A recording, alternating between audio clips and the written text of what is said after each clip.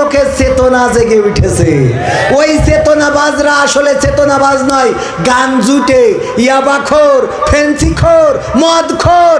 আর নারী যদি হয় পর পুরুষে আসক্ত নারীগুলো, এদের এখন জ্বলা শুরু হয়েছে। বলেন ঠিক না বেঠিক? আলেম ওলামা দেখলে কেহ জলে কতক লোকের দেহ, বুঝবে ওরা বেলা যখন হবে অবেলা, বুঝবে ওরা বেলা যখন হবে অবেলা। বেলা অবেলা হওয়া বোঝেন তো? এই গানের মেলা ব্যাখ্যা মানে মরি যাওয়ার পরে লাগে কার কথা কয় না। হুজুর হুজুর জানাজাটা পড়া, কারণ ও তো জানা যায় যে তাকবীর দিতে, এটাই তো জানে না। হাত বাঁধতে তাও উপরের হাত নিচেই দেয়, হ্যাঁ, আর নিচের হাত উপরে, এরম আছে না নাই? আবার বলে আগামীকাল সকাল 8টার সময় ঈদুল আজহার জানাজার নামাজ হবে। ঈদুল আজহার কেন নামাজ হবে? জানাজার নামাজ হবে। মানে জানেও না যে কেন নামাজ কোন নামাজ। আমার মাঝে মাঝে মনে হয় যে তোরা এই দুনিয়ায় থাকা, আমি চলে যাই, এ তোরা দেখে রাখ, আমার এখানে থাকা হবে না, সহ্যের বাইরে চলে যায়। এ আছে না নাই? পুলিশই ধরলো, গ্রেপ্তার করলো না কি করলো, হঠাৎ পেলো পায়ে শিকল বান্ধা গাছের সাথে, বেহুশ হয়ে পড়ে আছে, হাসপাতালে ভর্তি। তারপরে কি স্কুল থেকে সে বিপদে পড়েছে, এইগুলো মিডিয়ায় আসলো। হঠাৎ করে দেখি পরের দিন খবর উল্টে গেছে, বছর নিজেই মনে চাইছে তাই গেছে, মনে চাইছ তাই শিকল কিনেছে, মনে চাইছ তাই পায়ে বেঁধে, মনে চাইছ তাই শুয়েছিল বেহুশ হয়ে, ওর মনে চাইছ তাই বেহুশ হয়ে গেছে। এ সহ্য না করি পারবেন কি করে? এগুলো ঘটছে না ঘটছে না, মানে কনে কি হচ্ছে, কি আমাদের সামনে কি আসছে বুঝে পারাই কষ্ট। আল্লাহ জানে এই থেকে কবে পরিত্রাণ পাবো। তারপরে দেখি কি বল। ও আমি বলেছি যে বুঝবে ওরা বেলা যখন হবে বেলা। আজকের একটা বাস্তব ঘটনা বলি, যদিও এই ঘটনাটা তাদের সামনে পড়ে যেতেই।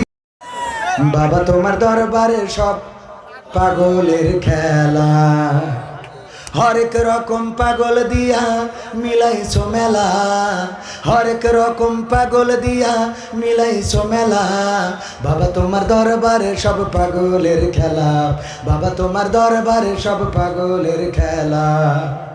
ইস্যুর পরে ইস্যু আসে, কত ইস্যু আসে পাশে, ইস্যুর পরে ইস্যু আসে, কত ইস্যু আসে পাশে। তদন্ত করিতে গিয়ে ফুরাই যে বেলা, তদন্ত করিতে গিয়ে ফুরাই যে বেলা। বাবা তোমার দরবারে সব পাগলের খেলা, বাবা তোমার দরবারে সব পাগলের খেলা। সালমান শাহ মারা গেছে আজ 30 বছর হচ্ছে। কয় বছর? 30 বছর পরে আবার সেই মামলার তদন্ত আছে। এ বেলা ফুরানো তো ফুরানো, এমন অবস্থা যে কিয়ামত এসে যাবে, তাও মনে হয় তদন্ত শেষ হবে, ঠিক না বেঠি? বাবা তোমার দরবারে সব পাগলের খেলা। টেলিভিশন টকশোর মাঝে কত বিজ্ঞানী টেকো আছে, এখন আবার টকশোয় খুব দাম। আম জনতার পার্টি বলে একজন তার সাধারণ সম্পাদক, নাম কি? আম জনতার পার্টি, নাম কি ওর? তারে কি নাম? আমি বলি আম জনতার পার্টি না, ও তো আসলে আম বিক্রেতার পার্টি। ও আম বেচে, জানেন কি না? জানেন আপনারা? আম বেচে। আর এখন লেগেছে এমন ভাবে, মানে মনে হচ্ছে যে কি এক, আরে তুই আম বেশি খাইস, ওইটা বেশি খা। মনে হয় বোঝা গেছে ওই যারা দাড়িওয়ালা টুপিওয়ালা ওর থেকে আম কেনে না, এই জন্য মিজাজটা খারাপ হয়েছে বেশি। টেলিভিশন টকশোর মাঝে কত বিজ্ঞানী টেকো আছে, আসলেতে ওরাই হলো শয়তানের চেলা, আসলেতে ওরাই হলো শয়তানের চেলা। বাবা তোমার দরবারে সব পাগলের মেলা, বাবা তোমার দরবারে সব পাগলের খেলা। আলেম ওলামা দেখলে কেহ জলে ওদের, জলে কতক লোকের দেহ। এরম আছে না নাই? আলেম ওলামা ওই যে রাজশাহী, জাকসু, চাকসু, ডাকসু, রাকসু, এইসব জায়গায় প্রধানশীল নারীরা যখন বুরকা পরি শপথ নিচ্ছে, তখন কিছু লোকে জ্বলতেছে। এইসব জায়গায় যখন দাড়িওয়ালা টুপিওয়ালা নামাজিরা জিতে যাচ্ছে, কিছু লোকে জ্বলতেছে। বলেন ঠিক না বেঠিক? যখন ঢাকা বিশ্ববিদ্যালয়ে মাদক সেবন যারা করে, গান জুটে, ভব ঘুরে, এদেরকে প্রবেশ নিষিদ্ধ করেছে, দোকানগুলো উচ্ছেদ করেছে, ক্লিন করতে চেয়েছে ঢাকা বিশ্ববিদ্যালয়। তখন কিছু কিছু লোকের চেতনা জেগে উঠেছে। ওই চেতনাবাজরা আসলে চেতনাবাজ নয়, গান জুটে, ইয়াবাখোর, ফেন্সিখোর, মদখোর আর নারী যদি হয় পর পুরুষে আসক্ত নারীগুলো, এদের এখন জ্বলা শুরু হয়েছে। বলেন ঠিক না বেঠিক? আলেম ওলামা দেখলে কেহ জলে কতক লোকের দেহ, বুঝবে ওরা বেলা যখন হবে অবেলা, বুঝবে ওরা বেলা যখন হবে অবেলা। বেলা অবেলা হওয়া বোঝেন তো? এই গানের মেলা ব্যাখ্যা মানে মরি যাওয়ার পরে লাগে কার কথা কয় না। হুজুর হুজুর জানাজানা পড়া দেখেন, ও তো জানা যায় যে তাকবিতি থাকে এটাই তো জানে না। হাত বাঁধতে তাও উপরের হাত নিচেই দেয়, হ্যাঁ, আর নিচের হাত উপরে এরম আছে না নাই? আবার বলে আগামীকাল সকাল 8টার সময় ঈদুল আজহার জানাজার নামাজ হবে। ঈদুল আজহার কেন নামাজ হবে? জানাজার নামাজ হবে, মানে জানেও না যে কেন নামাজ কোন নামাজ। আমার মাঝে মাঝে মনে হয় যে তোরা এই দুনিয়ায় থাকা আমি চলে যাই, এ তোরা দেখে রাখ, আমার এখানে থাকা হবে না, সহ্যের বাইরে চলে যায়। এ আছে না নাই? পুলিশই ধরলো, গ্রেপ্তার করলো না কি করলো, হঠাৎ পেলো পায়ে শিকল বান্ধা গাছের সাথে, বেহুশ হয়ে পড়ে আছে, হাসপাতালে ভর্তি। তারপরে কি ইস্কন থেকে সে বিপদে পড়েছে, এইগুলো মিডিয়ায় আসলো। হঠাৎ করে দেখি পরের দিন খবর উল্টে গেছে, বছর নিজে নিজেই মনে চাইছে তাই গেছে, মনে চাইছে তাই শিকল কিনেছে, মনে চাইছে তাই পায়ে বেঁধে, মনে চাইছে তাই শুয়েছিল বেহুশ হয়ে, ওর মনে চাইছে তাই বেহুশ হয়ে গেছে। এ সহ্য না করি পারবেন কি করে? এগুলো ঘটছে না ঘটছে না, মানে কনে কি হচ্ছে, কি আমাদের সামনে কি আসছে বুঝে পারাই কষ্ট। আল্লাহ জানে এই থেকে কবে পরিত্রাণ পাবো। তারপরে দেখি কি বল। ও আমি বলেছি যে বুঝবে ওরা বেলা যখন হবে বেলা। আজকের একটা বাস্তব ঘটনা বলি, যদিও এই ঘটনাটা তাদের সামনে পড়ে যেতেই পারে। মালয়েশিয়ায় একজন মারা গেল আমার গ্রামের, নাম বলবো না। মারা যাওয়ার পরে এই লাশটার কাছে যাবে করোনাকালীন সময়, এই লাশটার কাছে অবৈধ মানুষেরা তো যাইতে পারে না, অবৈধ যাদের পারমিট নাই, যারা ওখানে কাজ করতো ম্যাক্সিমামই পারমিট নাই, সব পালাই গেছে। আমি সেখানে গেলাম, যেয়ে সেই লাশটারে আমি নিজে পুলিশ ডেকে নিয়ে এই লাশটারে নিয়ে গেলাম থানায়, তারপরে হাসপাতালের ডিপ ফ্রিজে, তারপরে তার টিকিটের ব্যবস্থা করে লাশটা দেশে পাঠালাম। তার ছেলে আবার পরবর্তীতে মালয়েশিয়ায় গেছে, যেয়ে বিদেশ থেকে ছুটিতে এসেছে, এসে আজকে তার গায়ে হলুদ, কালকে তার বিয়ে। আলহামদুলিল্লাহ আমার দাওয়াত দিয়েছে, আবার মনে করেন না যে দাওয়াত দেয়নি বলে হুজুর রাগ করি বলছে। আমার দাওয়াতও দিয়েছে বরযাত্রীর, এমনকি আমি আজকে এখানে আসার আগে সেই বাড়ি থেকে 1 প্লেট ওই যে গায়ে হলুদের ক্ষীর রান্না পর্যন্ত বাড়ি পৌঁছে দিয়েছে, 1 চামচ খেয়েও আইছি। কিন্তু এই কথা কেন বলছি? যার বাবার লাশ আসলো মালয়েশিয়া থেকে, আজকে তার গায়ে হলুদ, কালকে তার বিয়ে, অন্তত মনে করা উচিত ছিল মালয়েশিয়া থেকে আসলাম, আমার বাবার তো লাশটা এসেছিল, আজকে এই বিয়ের দিনটা একটু আল্লাহর স্মরণ করি, একটু হুজুরদের ডেকে নিয়ে আসি, একটা দোয়া মাহফিল করি বা একটু দোয়া করি, অথবা বাবার কবরটা জিয়ারত করি। ও বাবা, ডিজে ভাড়া করে নিয়ে বাড়ি দিচ্ছে, তো আমার পালঙ্গ কাটতেছে। দে বাড়ি বলছে, দে বাড়ি কুপান দেশ। আমি মনে হয় এখনো যেই শুনতে পারবো, আসরে আজান হচ্ছে তাও বন্ধ করার মধ্যে নেই। আমি চিন্তা করলাম যে এই বকা দেবো কি করে, আমারও দাওয়াত করি, ঠিক আছে বেকায়দা না, আমারও দাওয়াত করিস এখন যে এই বকি কি করে। এবার যখন ক্ষীর দিয়ে গেল, আমি মনে মনে করছি যাক ভাগ্য ভালো আমি যাইনি, গেলিয়ে ক্ষীরটা দিতে না রে। ক্ষীর বোঝেন তো, এটার ক্ষীর বলে, আপনারা কি বলেন? ক্ষীর, যশোর চৌগাছা ক্ষীর। তো বাড়ি দেখছে দে বাড়ি কুপা। আমার মনে বড্ড আশা, এই বাড়ি যদি আর কেউ মারা যায়, এইবার আর লাশ পাঠাবো না, বিদেশেও না, ওই দিন আমার টাকা দিয়ে আমি এই মাইকালাগের বলবো ডিজে নিয়ে আয়, দে কুপান বাজা, দরকার হলে একটা স্পিকার কবরের মধ্যে ঢুকাই দে, দিয়ে ব্লুটুথ দে বাজা। ঠিক না বে ঠিক? করার দরকার আছে না নাই? তোর বিয়ের দিন যদি ডিজে বাজে, তোর গায়ে হলুদের দিন যদি ডিজে বাজে, তোর নুনু কাটার দিন যদি ডিজে বাজে, তোর মরার দিনও ডিজে বাজে। ইমামের জায়গায় থাকবে স্পিকার, আর বলবে দয়াল তোর লাইগা রে দয়াল। হ্যাঁ ঠিক আছে তো বাবা? আলহামদুলিল্লাহি রাব্বিল আলামিন। রব্বানা জালামনা আনফুসানা। তাহাজ্জুদের নামাজে তাসবিহ টাইমতেছে বড়, মানে আমি সাইজি বড় কথা বলেছি, বুঝলাম না। এরা আবার আরেকটা বোঝে, শয়তান। খালি শুধু পড়ি পড়ি খারাপ জায়গায় নিয়ে যাওয়া লাগে। হ্যাঁ, এ ঠিক না বে? ঠিক সত্য বলছি না মিথ্যা বলছি? দেখে ওরে শয়তান, ওই তুই ওই দেখিস আরো আর একজনের দেখে, কথা কয় না। তুমি ওই চায়ের দোকানে সিরিয়াল মারবা, স্টার জলসা, জি বাংলা, তারপর আরো কি আছে, শাহরুখ খান, ময়ূরী, পূর্ণিমা, রানী মুখার্জি, কারিনা কাপুর, ঐশ্বরিয়া রায়, তারপরে আর কি আরো একটা আছে, আমাদের আমির হামজা ভাই নাম কইল, রাশমিকা মান্দানা। কি মান্দানা? রাশমিকা মান্দানা দেখবা আর মনে মনে করবা এইরাম একটা যদি পাইতাম রে, তাইলে সোগা সার পানের খিলি তারে খাওয়াইতাম। যখন তুমি এইটা বলো তখন তোমার স্ত্রী বলে স্বামী আমার যেমন তেমন, দেওর আমার মনের মতো। ঠিক না বে? ঠিক। তুমি ওইটা খোঁজো, তোমার বউ বলে যে স্বামী আমার যেমন তেমন, দেওর আমার মনের মতন, কারণ ও রাত 12টায় আসলো, রাত 10টা পর্যন্ত আমার দেওর ডিউটি করে। আছে না নাই? তার মানে আগে তোমার ভালো হওয়া লাগবে। ফজরের আজান হয়ে গেল, তুমি মসজিদের জন্য গেলে না, কম্বল ঢারে মুড়ি দিলে ওই নামাজ পড়াই স্ত্রীটাও বেনামাজি হয়ে যাবে। কিন্তু ফজরের আজান হলো আর তুমি উঠে যদি মসজিদের দিকে চলে যাও, একদিন, 2 দিন, 3 দিন, 5 দিন যাওয়ার পরে দেখবা তোমার স্ত্রী, তুমি বলো নাই, নিজে থেকে উঠে নামাজ পড়া শুরু করে দিয়েছি।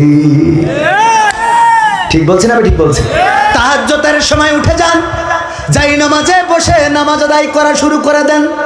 তাহাজ্জুদের নামাজে যখন আপনি যায় নামাজে কাটাকাটি করবেন, ওগো রব তুমি আমার স্ত্রীকে মানুষের মতো মানুষ বানিয়ে দাও, তুমি আমার স্ত্রীকে পর্দানশীল বানিয়ে দাও, তুমি আমার স্ত্রীকে খাদিজা আয়েশা রাদিয়াল্লাহু তাআলা আনহার মতো করে দাও, তুমি আমার স্ত্রীকে হাজেরা আলাইহিস সালামের মতো করে দাও, তুমি আমার স্ত্রীকে এমন একজন মানুষ করে দাও যেন পরকালের ময়দানে আমি আমার স্ত্রীর জন্য জান্নাতে যেতে পারি।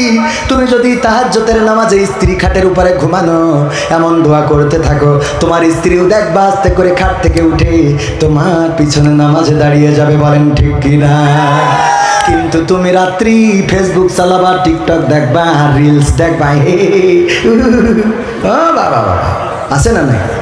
আর মনে করবা তোমার স্ত্রী তাহাজ্জুদের নামাজ পড়বে, তা হবে না, হবে না। আমার মা বোনেরা বলছে হুজুর এইবার হজ পয়েন্টে পড়িয়েছে। ঠিক না? ঠিক। মা বোনেরা আগে রাগ করিল যে হুজুরের দাওয়াত দেওয়া যাবে না, এখন বলছে হুজুরের আগামী বছর আবার দিতে হবে। জিজ্ঞেস করে দেখেন কে? আজকালকের ছেলেরা বই নিয়ে আর বসে না, ও বাবা গুগলে সার্চ করিয়া পড়ে। ওরে কালের মেয়েরা কোরআন হাদিস ধরে না, এখনকার মা বোনেরা কোরআন হাদিস পড়ে না, ও আল্লাহ টিকটকে ভিডিও ওরা করে। আজকালকের ছেলেরা বই নিয়ে আর বসে না, গুগলে সার্চ করিয়া পড়ে। আগের সময় প্রেম করিলে আমার মুরব্বীরা বলতো পাইছো কি, এখন বলে শখ করিয়া বাবু তুমি খাইছো কি। আগের সময় প্রেম করিলে মুরব্বীরা বলতো পাইছো কি, এখন বলে শখ করিয়া বাবু তুমি খাইছো কি। লজ্জা শরম নাই আইলাম কোন জামানাই, লজ্জা শরম নাই আইলাম কোন জামানাই, ভবিষ্যৎ দেখি অন্ধকারে। আজকালকের ছেলেরা বই নিয়ে আর বসে না, ও বাবা গুগলে সার্চ করিয়া পড়ি। নতুন করে হয়েছে চালু এখন আবার কোন ট্রেন্ড, পরিচয় করাই দেখি এই আমার গার্লফ্রেন্ড। আছে না নাই? শুধু কি ছেলেরা পরিচয় করায়? নতুন করে হয়েছে চালু এখন আবার কোন ট্রেন্ড, পরিচয় করাই দেখি এই আমার বয়ফ্রেন্ড। মানে মেয়েরাও পরিচয় করায় না হঠাৎ একটা ছেলে নিয়ে বাড়ি, মা জিজ্ঞাসা করে এই ছেলেটা কে? ওগো মা, এইটা আমার বিএফ। কয় বিএফ তো বুঝি না। কয় বিএফ মানে হলো বয়ফ্রেন্ড, মানে আমার বিয়ের আগের পার্টনার। হ্যাঁ, বিয়ের আগে যেইটা ওইটা। কয় দেখো মা, এইটা এইভাবে নিয়ে বেড়ানো যাবে না, এইটারে তুমি নিয়ে বিয়ে করে ফেলো। কয় আব্বা তো রাজি হবে না, কারণ এ তো 5 ওয়াক্ত নামাজের জায়গায় 5 বেলা গাঞ্জা খায়। আছে না নাই? কয় তুই নিয়ে চলে যা তোর খালার বাড়ি, আমি বলি রাখবানে। তারপরে তোর খালারা কাজী ডেকে বিয়ে পড়াই দিবানে, বাকিটা আমি সামলে নিবানে, তোর বাপের কি করে ঠিক করতে আমি করবানে। এই বলে পাঠাই দিলে। দিয়ার পরে যখন চারিদিকে হয়ে গেছে, আলতাফ ভাইয়ের মেয়ে বেরিয়ে গেছে, তখন এইবার স্বামী যখন বাড়ি গেছে, তখন ওরে বাবা, স্ত্রীর অভিনয় দেখে কিটা, কি জন্ম দে তুই যা। ও আল্লাহ, আমার বুকি চুটি খালি লাগাইল রে।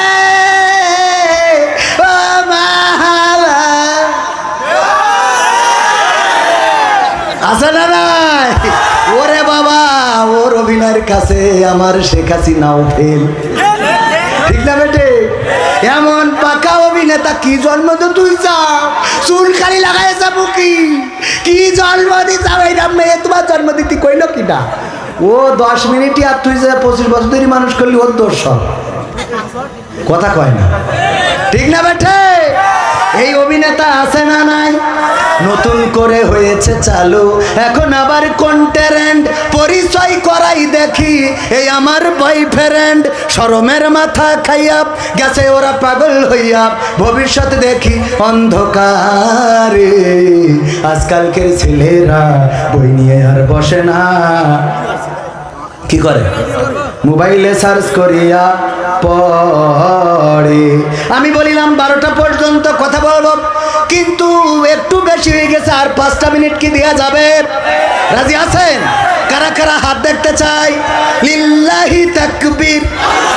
আল কোরআনের আলো, আল হাদিসের আলো, আমার নেতা তোমার নেতা, নারায়ে তাকবীর। আমার আব্বা মরহুম মাস্টার আব্দুল সামাদ রাহিমাহুল্লাহ আপনাদের এলাকায় আসতেন, অনেকেই চিনেন। যারা কারা চিনেন হাত একটু উঁচু করেন দেখি। ওরে বাবা, অনেক বেশি মানুষ চেনেন। আমার আব্বা এই অঞ্চলে ওয়াজ করতেন, আপনাদের জানা আছে। আমার মনে হয় জীবনের শেষ যে রাস্তাটা ছিল, সেটাও আপনাদের এই রাস্তাটা। চৌগাছা থেকে যে রাস্তা 12 বাজারে যে উঠেছে, আবার ফিরতেও চেয়েছিল এই রাস্তায়, কিন্তু আল্লাহ রাব্বুল আলামিন 12 বাজারেই ওখানে ডাক দিলেন, আল্লাহর ডাকে সাড়া দিয়ে চলে গিয়েছেন। যেভাবেই হোক রক্তাক্ত দেহখানাটা নিয়ে এসেছিলাম। ওগো আমার ভাইয়েরা, আমার আব্বা এই অঞ্চলে ওয়াজ করেছেন এমন একটা সময়, যেই সময় মোবাইল ছিল না, যেই সময় এত অত্যাধুনিক ব্যবস্থা ছিল না, ক্যামেরা ছিল না। ক্যামেরা থাকলেও এতটা সহজে পাওয়া যেত না। এই জন্য আমাদের কাছে কোনো ভিডিও নাই, আমাদের কাছে তেমন ফিতা ক্যাসেটের কিছু অডিও ছিল, কিন্তু মেমোরি আসার আগে সেইগুলো নষ্ট হয়ে গেছে। ও আমার ভাইজানেরা, বাবার জন্য আপনাদের কাছে একটু দোয়া চাই। আব্বার কথা এই জন্য মনে পড়লো। দুইবার এসেছে, এই গ্রামেও 2 বার এসেছে। আব্বার কথাই জন্য মনে পড়লো, যেই চৌগাছায় অলিতে গলিতে আমার আব্বা ওয়াজ করে বেরিয়েছেন, কিন্তু দুঃখজনক আল্লাহ রাব্বুল আলামিন এই চৌগাছায় এই সিজনে আমার মাত্র একটা দাওয়াত, আর এর মধ্যে এই সিজনে আর কোনো ফাঁকা নেই। ওই যে একজন দাওয়াত খুঁজলে পেয়ে যাবে আপনি, কিন্তু বললাম এই বছর না, আগামী বছর। আগামী বছর ছাড়া এই বছর সব শেষ। ও ওয়াজের সিজন শুরু হওয়ার আগে ডায়েরিতে সব ডেট ফিল আপ হয়ে যায়। এমনকি 2026 সালে, মানে আগামী সিজনে মাহফিল করবে 26-এর ওই সিজনে, নভেম্বর ডিসেম্বর, সেই ডেটগুলো এখন হয়ে যাচ্ছে। কি করবো, বাঁচবো কিনা তাও জানি না। হুজুর না নিয়ে রাখেন, হুজুর পথ খরচটাও পাঠাই দিচ্ছি বিকাশ করে, একটু রাখেন বাবা, আমি যদি মরি যাই এই টাকা আল্লাহর রাস্তায় মাফ করে দেবো। হ্যাঁ তালি দাও, একটু চাল ডাল কিনে খাওয়া না, কি অসুবিধা? মাফ করে দিলি তোর অসুবিধা নেই। হ্যাঁ, মাফ করে দিলি তো অসুবিধা নেই। আমার ভাইয়েরা, সেই চৌগাছায় এই একটাই ওয়াজ। এইটা তো আমার অক্টোবরের ডেট, গতকাল ছিল। আজকে আবার আমার ইউনিয়নে প্রোগ্রাম ছিল, সেটা বন্ধ হওয়ার কারণে আজ আসার তৌফিক আল্লাহ দিয়েছেন। রিজিকের মালিককে গতকালকে লেখে নাই আসি নাই, আজকে লিখেছে আসছি, খাইছি, আবার পকেটে করে নিয়ে যাবানে ইনশাআল্লাহ। তো এই জন্যে শেষ মাহফিল, যেহেতু শুরু এটা শেষ এটা চৌগাছায়। এর আগে গতবার একটা করে গেছিলাম চৌগাছায়, ওই গতবার 2টা মনে হয় করিলাম না, গতবারও একটা। ওই যে SM হাবিব, উনি ছিল ওই মাহফিলের অতিথি। উনি হ্যাঁ কোন জায়গায় যান, উনি এসে বললো যে আমার শ্বশুর বাড়ি যেহেতু জিগর কাছে, সেই সুবাদে শালা, তো আমি ওই শালা সেই যে ওয়াজ করেছিলাম, এই জন্য আর বাধা দিতে পারিল না ওই সময়। কিন্তু তখন 5 আগস্টের আগে, এত সোজা কথা না, ওই যে ভাইও ছিল, মিথ্যে কথা বলবো কেন, ওয়াজ করতে যে মিথ্যে কথা বলি লাভ আছে? আর একটা ওয়াজ করিলাম আপনাদের এখানে, ওই আজে সব শেখ হাসিনার উন্নয়ন নিয়ে বর্ণনা করিলাম, কারণ চেয়ারম্যান পাশে বসা ছিল। ও দোয়ার সময় বলছে হুজুর খালেদা জিয়ার জন্য একটু দোয়া করে দেন, অসুস্থ। তো আমি বলছি কেন, আপনি চেয়ারম্যান না? তো বলছে হ্যাঁ। তো আমি বলছি কোন দল? বলছেন BNP চেয়ারম্যান। তো আমি বলছি তো আগের থেকে কবেন না, আমি তো সেই ধরে সব উন্নয়নের রস করলাম। যাত্রাপুর মনে আছে আপনাদের? যারা ছিল তারা জানে। মানে আমি চেয়ারম্যান মনে করি যে চেয়ারম্যান, যেহেতু ওই সময় তো আর চেয়ারম্যান তো অন্য দলের থাকার কথা না, ঠিক কিনা? কারণ তখন তো ভোট দেওয়া লাগতো না, লাগতো। এক চাচা গেছে ভোট দিতে, বলছে আপনি কি জন্য আইছেন? তা বলছে ভোট দিতে। তা বলছে ভোট আপনার তো আমরা কষ্ট হবে আপনার, এই চিন্তা করে দিয়ে ফেলেছি। তো এটা কিরম কথা, আমার ভোট আমি দেবো না? তা বলছে আমাদের একটা দায়িত্ব আছে না। আপনি বাড়িতে বেরোয়েছেন কখন? তা বলছে ফজরের নামাজ পড়ি রওনা দিয়েছিলাম। বলছে আমরা তো তাহাজ্জুদ পড়ি কাম সারিয়েছি। আপনি তো ফজর পড়ি রওনা দিয়েছেন, সে তো তাহাজ্জুদ পড়ি শেষ। চাচা চলে আসছে। তা বলছে শোনেন, চাচির জন্য আবার কষ্ট দিয়ে না। বলছে তোমার চাচু কি ভোট দিয়েছ নাই? তা বলছে হ্যাঁ ওটাও হয়েছে। তা বলছে কত বড় জাহেল রে, এমন নেমো খারাপ মহিলার সাথে সংসার করেছি, আল্লাহ যেন জান্নাতে আমার সাথে দিবা না। তা বলছে চাচা এত রাগ কেন স্ত্রীর? বলছে রাগ হবে না কেন, আজ মরি গেছে 11টা বছর হচ্ছে, তুই এসে ভোট দেখেছিস তো আমার সাথে দেখা করে যাবি না? তুই এসে ভোট দিয়ে গেলি, তা আমি পুরো কোন হালতে আসি না আসি একটু খোঁজ নিবি না? এই জন্য আমি মনে করলাম চেয়ারম্যান যেহেতু পাশে বসা, ও তো ওই কবরের ভোট নিয়ে পাশ করিয়েছে, কি ঠিক না বেটি? ও মা মুনাজাতের সময় বলে হুজুর গো খালেদা জিয়া অসুস্থ, একটু দোয়া করে দেন। আমি বললাম কেমনে কি? কয় আমি BNP চেয়ারম্যান। হ্যাঁ হাসান চেয়ারম্যান, আল্লাহ তার নেক দান করুন। দেশে বিভিন্ন রকম ঝামেলা চলছে না? চলছে না? প্রতীক নিয়ে ঝামেলা, ভোট নিয়ে ঝামেলা, গণভোট নিয়ে ঝামেলা, জাতীয় ভোট নিয়ে ঝামেলা, নির্বাচন কমিশন নিয়ে ঝামেলা, উপদেষ্টা নিয়ে ঝামেলা, প্রধান উপদেষ্টা নিয়ে ঝামেলা, তারপরে দল বেদল, ঐক্য অনৈক্য, নমরুদের রবকে কয় এই যে মূর্তিগুলো, কয় এই মূর্তিগুলো তো তুমিই বানাও, কয় আমি বানাইলে কি হবে? এইগুলো আমাদের ইলাহ, এইগুলো ভালো করে মন্দ করে, এইগুলো আমাদের সুখ শান্তি নিশ্চিত করে। ইব্রাহিম আলাইহিস সালাম চিন্তা করলেন এটা তো সঠিক উত্তর নয়, কারণ আমার বাবা যেই মূর্তিগুলো বানান সেই মূর্তিগুলো কেমন করে আবার রব হতে পারে, কেমন করে ভালো মন্দের বিচার করতে পারে? পথ খুঁজতে লাগলেন। সেই পথের দিশা পাওয়ার জন্য উনি চলে গেলেন নীরব নিবৃতে এমন এক জায়গায় বসলেন যেখান থেকে আল্লাহ রাব্বুল আলামিন পরের আগের আয়াতগুলোতে জানিয়ে দিয়েছেন। ৭৬ নম্বর আয়াতে আল্লাহ বলছেন ফালাম্মা জান্না আলাইহিল লাইলু রাআ কাওকাবান ক্বালা হাযা রাব্বি ফালাম্মা আফালা ক্বালা লা উহিব্বুল আফিলিন। আল্লাহ রাব্বুল আলামিন বলছেন ওই দিন ইব্রাহিম আলাইহিস সালাম আকাশে দেখলেন তারা। কি দেখলেন? তারা। তারা দেখার পরে বললেন এই তারাটাই আমার রব হবে, এটাই আমার আল্লাহ, এটাই আমার স্রষ্টা, এটাই আমার প্রভু, আমি এটাকেই রব মেনে নিলাম। এই কথা যখন বলে বসে আছেন, তারার দিকে তাকিয়ে অপলক দৃষ্টিতে হঠাৎ করে তারাটা স্তম্ভিত হয়ে গেল, ডুবে গেল। সন্ধ্যা তারা আস্তে করে মিট মিট করে আবার নিভে গেল। বলল যেটা নিভে যায়, যেটা অস্তমিত হয়ে যায়, সেটাকে আমি তার প্রতি কখনো আসক্ত হতে পারি না, সেটাকে রব বলে মেনে নিতে পারি না। বসে আছেন চলে হাত দিয়ে চুপচাপ। কিছুক্ষণ পরে দেখলেন যে টকবক করে একটা চন্দ্র পশ্চিম আকাশে উঠা শুরু হয়েছে। ওই চন্দ্রের তারার থেকে চন্দ্রের আকারটা ছিল বড়, আলোটা ছিল বেশি। ফালাম্মা জান্না আলাইহিল লাইলু ফালাম্মা জান্না আলাইহিল লাইলু রাআ কাওকাব ফালাম্মা ফালাম্মা রাআল কমার ফালাম্মা রাআল কমার বাযিগান ক্বালা হাযা রাব্বি ফালাম্মা লা ইল্লাম ইয়াহদিনি রব্বি লাকুনান্না মিনাল কওমিদ দাল্লিন। পরের আয়াতে আল্লাহ ইব্রাহিম আলাইহিস সালামের পরের কথাগুলো আবার জানিয়ে দিলেন। ইব্রাহিম আলাইহিস সালাম বললেন যে আমি ওই যে আকাশের চাঁদটা দেখলাম, এই চাঁদটা আমার স্রষ্টা হবে, এই চাঁদটা আমার রব হবে। আমার বাবার কাছে জিজ্ঞাসা করে আমি সঠিক উত্তর পাই নাই, আমার মায়ের কাছে জিজ্ঞাসা করে আমি সঠিক উত্তর পাই নাই। ওই যে আকাশের চাঁদটা এত সুন্দর আলো দেয়, এই চাঁদটাই হয় তোমার স্রষ্টা, এটাই আমার রব। এই কথা বললেন। আস্তে করে সেই চাঁদটাও অস্তমিত হয়ে গেল, চাঁদটাও মিলান হয়ে গেল। বলল, ওগো রব, তুমি যদি আমার পথ না দেখাও তাইলে আমি জালিমদের অন্তর্ভুক্ত হয়ে যাব। পরের বার আবার কি বললেন, কি দেখলেন, আল্লাহ সেটাও রেকর্ড করে দিয়েছেন। আল্লাহ রাব্বুল আলামিন বলছেন 88-78 নম্বর আয়াত, ফালাম্মা রাআ শামসা বাযিগাতান ক্বালা হাযা রব্বি হাযা আকবার ফালাম্মা আফালাত ক্বালা ইয়া কওমি ইন্নী বারীউম মিম্মা তুশরিকুন। আল্লাহ সেটাও রেকর্ড করে দিলেন। আল্লাহ বলছেন এবার ইব্রাহিম পূর্ব দিগন্তে সূর্য উদয় হতে দেখল।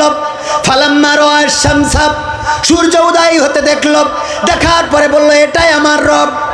হাযা আকবার, এটা ওদের থেকে বড়। তারার থেকে চাঁদ বড় ছিল আর চাঁদের থেকে সূর্যটা বড়। কিন্তু যখন সেই সূর্যটা আবার নিজের প্রখরতা হারিয়ে পশ্চিম আকাশে ঢলে পড়ল, অস্তমিত হয়ে গেল, তখন বলল, গো আমার কম শুনে নাও, আমি পথের দিশা পেয়ে গেছি, আমি পথের দিশা পাইছি, আমি রাস্তা পাইছি। এবার বলল, ইন্নী ওয়াজ্জাহতু ওয়াজহিয়া লিল্লাযী ফাতারাস সামাওয়াতি ওয়াল আরদ হানিফাও ওয়া মা আনা মিনাল মুশরিকিন। এবার বললেন, ওগো জাতি, ওগো আমার জাতির লোকেরা, ওগো আমার কওমের লোকেরা, তোমরা শুনে নাও। এতদিন ধরে মনে করেছিলাম এইটা ছাড়া উপায় নাই, এতদিন ধরে মনে করেছিলাম এইটা ছাড়া উপায় নাই, এতদিন ধরে মনে করেছিলাম এইটা ছাড়া উপায় নাই। কি কি বলেছি বুঝে নেন, এত বুঝাতে যাব না, কিন্তু এখন বুঝলাম রে এইটা ছাড়া উপায় নাই। ভাইরা আমার, সব বোঝা হয়ে গেছে রে।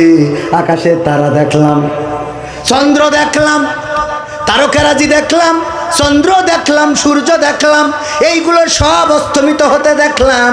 এবার বুঝে নিলাম এইগুলোর পিছনে একজন কারিগর আছে, যে তারকা উঠান আবার ডুবান, যে চন্দ্র উঠান আবার ডুবান, যে সূর্য উঠান আবার ডুবান। আমি সেই আল্লাহর দিকে আমার মুখটা করে দিলাম আর বলে দিচ্ছি, শুনে নাও, আমি তোমাদের শিরকের সাথে নিজেকে আর সম্পৃক্ততা রাখলাম না। বলেন আল্লাহু আকবার। আমরা যাই নামাজের দোয়া বানাইছি, অসুবিধা নাই, পড়েন। কিন্তু এই আয়াতটা কেন আসলো এবং এই আয়াতটা বলার পরে ইব্রাহিম আলাইহিস সালামের নমরুদের লোকেরা আদর আপ্যায়ন করে আপেল খাওয়ালো, কথা কয় না, আঙ্গুর খাওয়ালো, না খাওয়াই নাই, বরং এই কথার পরে ইস্তিকামাত থেকে, এই কথার পরে নিজেকে অটল রেখে যখন চলে গেল মন্দিরে, ও কাজের মেলায় গিয়েছে। আর ইব্রাহিম আলাইহিস সালাম এই সুযোগে কুড়াল একখান নিয়ে চলে গেল মন্দিরে। মন্দিরে যাওয়ার পরে মূর্তিগুলো ভাঙলো, শুধু বড়টা ছাড়া। বড়টার কাঁধের উপরে কুড়ালটা রেখে বাড়ি যেয়ে নিশ্চিন্তে বসে আছে। নমরুদের লোকজন যখন বাড়িতে আসলো, আসার পরে দেখে মন্দিরের মূর্তিগুলো ভেঙে রেখেছে। বলল, এইগুলো কারা করেছে? কয় কারা করেছে এত তো দেখার দরকার নেই, ওই পরাজিত শক্তি করেছে। আমাদের ধারণা ওরাই করেছে।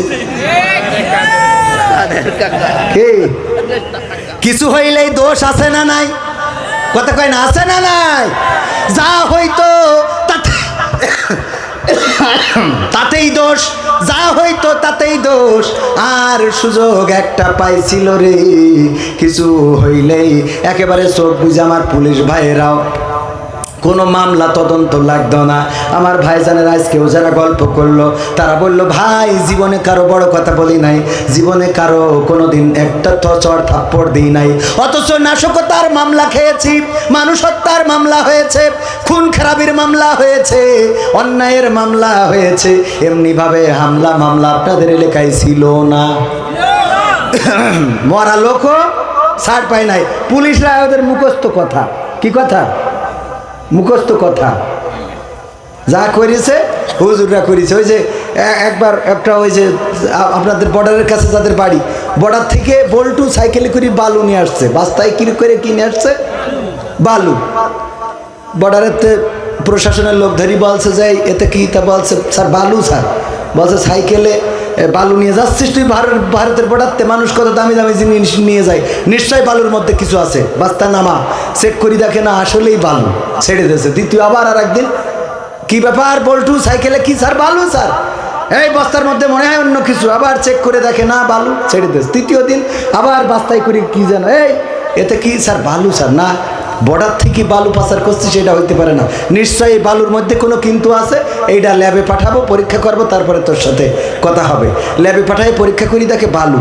বল্টুর সাথে দেখা হয়েছে, চৌগাছা হয়েছে ব্রিজের মাথায় ওখানে, বলছে যে এই বল্টু তুই এই প্রতিদিন এই যে বাইসাইকেলে করি বালু পাচার করিস, কোন দুঃখী কদিন রে? তা বলছে স্যার আমি তো আসলে বালু পাচার করি না, আমি ওই সাইকেলটাই পাচার করি। আপনারা তো পড়ি পড়ি খালি চেক করেন বালু, কি পাচার করে আর ধরি ধরি কি চেক করে, আমাদের অবস্থা তাই হয়েছিল। পাচার হয়ে যায় কত কিছু আর মামলা হয় বুঝতে পারেন, টাকা সব ব্যাংকের থেকে শেষ। 5টা ব্যাংক এখন একসাথে করতেছে, ইসলামী ব্যাংক বাদে। ইসলামী ব্যাংক মানে বাংলাদেশ ইসলামী ব্যাংক যেটা, এইটা বাদে বাকি অন্য অন্য যে ইসলামী ব্যাংক আছে, সোশ্যাল ইসলামী ব্যাংক, আল আরাফা ইসলামী ব্যাংক, ফার্স্ট সিকিউরিটি ইসলামী ব্যাংক, তারপরে আরও কী কী ইসলামী, 5টা একসাথে। অনেকে আবার ওইটার সাথে আমাদের ইসলামী ব্যাংক লাগাই ফেলতেছে। এইটা না, এইটা এখন পর্যন্ত ঠিক আছে, কারণ এইটার কর্মীগুলো এখনও ন্যায় সৎ এবং সততা দিয়ে কাজ করে যাচ্ছে, বলেন ঠিক কিনা? তো যাই হোক, সব খালি করে ফেলেছে। ও স্যারেরা খুঁজে পায় না, খালি খুঁজে পায় দাড়িওয়ালা, টুপিওয়ালা, পাঞ্জাবিওয়ালা। কিছু হইলেই মামলা এদের নামে, আছে না নেই? বালু পাচার করে না সাইকেল পাচার করে, এটা বোঝার ক্ষমতা নেই। ওগো আমার ভাইয়েরা, এখনো প্রশাসনে অবস্থা খারাপ না ভালো?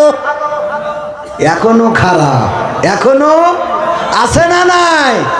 ওই সময় বলতো হুজুর কথা বলেন ঠিক আছে, কিন্তু রাজনীতি করেন না। আর এই সময় এসে বলে হুজুর আমি শিবিরের সাথী ছিলাম। এই সত্য বলছি না মিথ্যা বলছি? সব আল্লাহর ওয়ালি ছিল। আমি বললাম তা আমাকে ধৈর্য মারতো কারা, আমাদের তাড়া করতো কারা, স্টেজে কথা বলতে দিত না। পাবনায় গেলাম, বলছে হুজুর প্রশাসনের লোক আসতে শিগগির মোনাজাত করেন। মোনাজাত ধরেছে একজন, বলছে হুজুর মোনাজাত বাদ দেন, আপনি চলেন দিন, মোনাজাত করতে দিন। ঠিক বলছি না বে ঠিক বলছি? যারা এইগুলো করেছিল তারা কি আজকে আছে? এমপিরা সব কোথায় গেল, মন্ত্রীরা সব কোথায় গেল, কোথায় কাদের কাকা? তাদের ছাড়া দেশটা এখন লাগে ফাঁকা ফাঁকা, ঠিক না বে ঠিক? পালাবে না পালাবে না, যাই না তবু দেখা, পালাবে না পালাবে না, যাই না তো তবু দেখা, তাদের ছাড়া দেশটা এখন লাগে ফাঁকা ফাঁকা। এটা গাইতে চাইলাম না, কিন্তু 2টা চিরকুট আইছে। আমি এখন চিন্তা করি যে আমরা এসব গান আর না গাই, আলোচনা করি যা কাজে লাগবে, কিন্তু 2টা চিরকুট এটা না গাইলে ওরা আবার এই কমিটিও একটা দেশে, শ্রোতারাও একটা দেশে। গাবো? হ্যাঁ শুনবেন? আর একটু সময় কি থাকা যাবে? মা বোনদের জন্য কিছু ওয়াজ করার দরকার আছে না নাই? কারণ মা বোনেরা আপনাদের থেকে কম না বেশি এসেছে? বেশি। সুতরাং মা বোনদেরও ওয়াজের দরকার, কারণ মা বোনেরা এখন ফিতনার সবচেয়ে বড় কারণ। স্বামী বিদেশে টাকা পাঠায়, চৌগাছাতে তুলে নিয়ে মহেশপুরীর রোডে বিভিন্ন ক্যাফে আছে না নাই? আল্লাহর ওলিরা এনে যায় না যায় না? কথা কয় না? যায় না যায় না? আর মার্কেটগুলোতে তো পুরুষদের কোনো চারাই নেই, সব মা বোনেরা। আর দোকানদাররাও আমাদের অত দাম দেয় না। আমাদের বাজারে আমি যেই দাঁড়াইছি বললাম ভাই এটা আছে, তো বলছে আছে। আমি বললাম দেন। হঠাৎ 2 মহিলা এসেছে, ওনাদের সাথে কথা বলছি, বললাম আমারটা দেন। তো বলছে হুজুর আপনি একটু সরিয়ে দাঁড়ান, গায়ে ঘেঁষা লাগলে তো গুনাহ হবে। আরে বাহ, উনি আমার হাদিস শিখাচ্ছে। গায়ে ঘেঁষা মানে তুমি চলে যাও, আমার 2টো কাস্টমার এসে তোমার আর লাগবে না। সে অবস্থা আমাদের ইয়াহিয়া মুন্সি, উনি মালয়েশিয়ায় থাকতে মুখে তো দাড়ি, ইমাম সাহেব নির্যাতনে পড়ে মালয়েশিয়ায় চলে গেছিল। তো ফেয়ার অ্যান্ড লাভলি মাইক, তো খুবই কালো মানুষ, আল্লাহ মাফ করুক, নাম বলছি শুনে ফেলবে না। আমার মাঝে মাঝে বলেও যে আমার উদাহরণ দাও। তো উনি খুব নির্যাতনে পড়ে মালয়েশিয়ায় গেছিল। তো ফেয়ার অ্যান্ড লাভলি কিনতে গেছে, তো দোকানে থাকে মেয়ে, তো বলতেছে যে হুজুর ফেয়ার অ্যান্ড লাভলি তুমি কোথায় লাগাবা? তো বলতেছে যে মুখেই লাগাবো। তো বলছে যে কে জন্যে? মুখী তো জায়গা কই, সব তো মুখী দাড়ি দিয়ে ভরা। কি দিয়ে ভরা? দাড়ি দিয়ে ভরা। ইউমিয়া মুখা জাঙ্গুট বাইয়া মানা মাও এনে পাকায়। এ তোর মুখী তো দাড়ি দিয়ে ভরা, কোন জায়গায় লাগাবি? তো আমাদের অবস্থা তাই, হুজুর মানুষ দোকানে দাঁড়াইলে যদি মেয়ে মানুষ ঢোকে তাইলে আর হুজুরের পাত্তা নাই। ওরা প্রশ্ন করা শুরু করে দেয়, আপনি ফেয়ার অ্যান্ড লাভলি মেকি কত আর পরিষ্কার হবেন? আমি কই মেকি যেহেতু পরিষ্কার হয়নি, খাইয়ে দেখ পানে, তাও তুমি দাও। কিন্তু ওর তো কাস্টমার মেয়ে মানুষ, কারণ ওদের যদি বুঝাইতে পারে ৩,৩০০ টাকার জিনিস যদি কোনোভাবে বুঝাইতে পারে, ওইটা ১৩০০ টাকায় বেশি দেবে। আর উনি কিনে এনে রে বাবা খুব গর্ব করে, কিনে এনেছি দেখে। আরে বাবা, স্বামীর কয় তুমি তো কোনোদিন পারল না। স্বামী পারবে কি? ওইভাবে তো ঠকাতে পারে না কোনোদিন, কথা কয় না, তুমি তো কোনোদিন পারলে না। আরে বাবা, মানে কত পারান্দার। ও আমার ভাইরা, এই জন্যে মা বোনদের জন্যও কিছু কথা বলার দরকার আছে না নাই? নারীরা জাহান্নামে যাবে, কারণ হলো দুইটা। কয়টা? বড় কারণ দুইটা। বিশ্ব নবী সাল্লাল্লাহু আলাইহি সাল্লাম বললেন, ওগো নারীরা শুনে নাও, দুইটা কারণে নারীরা বেশি জাহান্নামী হবে। আমি মেরাজে যেয়ে দেখেছি অধিকাংশ নারীরা জাহান্নামী। সাহাবীরা জিজ্ঞাসা করলো কোন কারণে? বলল দুইটা কারণ, মেজর কারণ, বড় কারণ, দুইটা কারণ। তার মধ্যে ১ নম্বর কারণ হলো অধিকাংশ নারীরা তাদের স্বামীর নাশুকুরি করে, তাদের স্বামীর প্রতি কৃতজ্ঞ না, স্বামীর প্রতি নাশুকুরি করে। স্বামী যেটা কিনে আনে পছন্দ হয় না, স্বামী যেটা করে ভালো লাগে না, স্বামীর করা ঘরের ডিজাইন ভালো না, স্বামীর করা রং কালার ভালো না, স্বামীর কেনা কাপড় রং থাকে না, স্বামীর কেনা তরকারি পোকা হয়েছে, স্বামীর কিনা মাছ কাটা বেশি, স্বামীর কিনা কচু গাল চুলকায়, স্বামীর কিনা ওল সেদ্ধ হয় না, স্বামীর কিনা মরিচ ঝাল নেই। কথা কয় না? ও মরিচ কি বানাবে? কয় মরিচ কুটে দিছি ২০টাই, তাও টক হয়নি। তুমি কি মরিচ কিনেছ? আছে না নেই? আর ও যেইটা কেনে ওইটার উপরে আর একটা নাই রে। ওর ভাই হলো পৃথিবীর সর্বশ্রেষ্ঠ ভাই, ওর বোন হলো পৃথিবীর সর্বশ্রেষ্ঠ বোন, ওর মা হলো পৃথিবীর সর্বশ্রেষ্ঠ মা, ওর বাবা হলো পৃথিবীর সর্বশ্রেষ্ঠ পিতা। আর ওর কাছে ওর শাশুড়ি হইলো ও ফিরাউনির মার্কা লোক, ওর শাশুড়ি হইলো হিন্দা, আর শ্বশুর হইলো আবু জেহেল। কথা কয় না? ওর কাছে ওর মা বাপ সব আল্লাহর ওলি, আর শ্বশুর বাড়ির যত আত্মীয় আছে সব বিষ। কি কথা কয় না? আপনাদের এদিকে তো নাই, আছে? শ্বশুর বাড়ি থেকে যদি কিছু আনে, ওরে বাবা সেইটার দাম বেশি। যদি একই কোম্পানির ফ্রিজ হয়, বাবার বাড়ি যেটা ছিল ও একই দামে কিনেছে, কিন্তু শ্বশুর বাড়িটা ভালো, ওইটার ওয়ারেন্টি আর এটার গ্যারান্টি, তাও ওইটা ভালো। ও গ্যারান্টিটা ভালো, কারণ কি? ওই তো বাবার বাড়িতে, বাবার বাড়িতে আনলে খুব দাম। এরা মা বোন আছে না নাই? গাই গরু যদি বাপের বাড়ির থেকে একটা আনে, ওই গাই গরু আমার আলতাফ ভাই বুড়ো হয়ে মরে যাবে, তবে গরু মারবে না। বলেন মরে?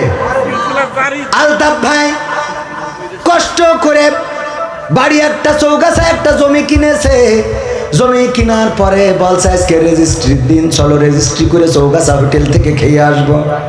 যাওয়ার সময় বলছে আমি আব্বাকে বাড়িতে গাই গরু ডাইনে দিলাম বলে এত দূর হইয়েছে। আব্বাদের বাড়িতে গাই গরু ডানিলাম বলে এত দূর হলো। এরপরে বলছে ঠিক আছে অসুবিধা নাই, ওখানে 5 তলা ফাউন্ডেশনে একটা বিল্ডিং করেছে।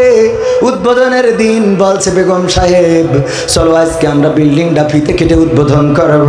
তুমি তো আমার অর্ধাঙ্গী, তোমারে না নিয়ে যাব না। স্ত্রী যাওয়ার সময় ফিতে কাটার আগে গুতো মেরে বলছে আব্বাকে বাড়িতে গায়ে গরুটা আনিলাম বলে এত বড় বিল্ডিং হইল। এরপরে একটা গাড়ি কিনেছে 4 চাকার, কিনে বলছে বেগম চলো আজকে এই 4 চাকার গাড়িতে তোমার নিয়ে বিনোদিয়া পার্কে যাব। ওই যে বিনোদিয়া নাকি পার্ক বানাইছে যশোরে, ওখানে তোমার একটু ঘোরাবো। গাড়ির দরজা খুলে ওই পাশে আমার আলতাফ ভাই বসা, দরজা খুলে সিটি বসার আগে বলছে আব্বাকে বাড়িতে গাই গরুটা আনিলাম বুঝলে, আব্বাদের বাড়িতে গাই গরুটা আনিলাম বলে এত দূর। আমার বিশ্বাস যদি আলতাফ ভাই জান্নাতে যায় আর যদি বেগম সাহেবও জান্নাত পায়, ওই দরজায় যেয়ে গুতো মেরে কবে আব্বাকে বাড়িতে গাই গরুটা আনিলাম বুঝলে, ঠিক না বেটে? ও গাই গরু একেবারে পরকাল পর্যন্ত নিয়ে ছাড়বে রে। আর স্বামী যা করেছে জীবনে, যেই জমি কিনেছে ওই জমিতে ধান হয় না।